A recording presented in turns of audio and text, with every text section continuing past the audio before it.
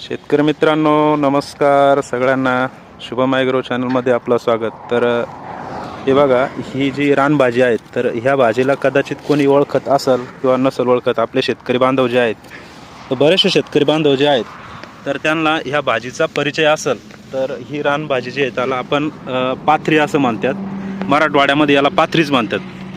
तर तुम्ही आमचा व्हिडिओ कुठून बघता आणि तुमच्याकडे ह्या भाजीला काय म्हणतात ते नक्की सांगा. तर याचे फायदे असे की हे सांधेवात, अजून मणक्याचे जे आजार असेल त्याच्यासाठी, रक्त पातळ करण्याचं प्रमाण याच्यामुळं थोडंसं वाढते. जे रक्त घट्ट होतं ना त्याच्यामुळं रक्त पातळ पण होतं याच्यामुळं.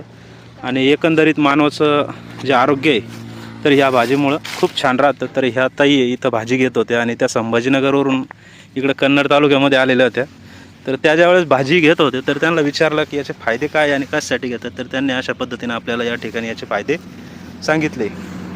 तर तुम्हाला जर माहिती असेल तर तुम्ही नक्की सांगा का अजून याचे काय काय फायदे आहे आणि तुमच्याकडे पण या भाजीला काय नाव आहे तर नक्की कमेंटमध्ये सांगा. धन्यवाद.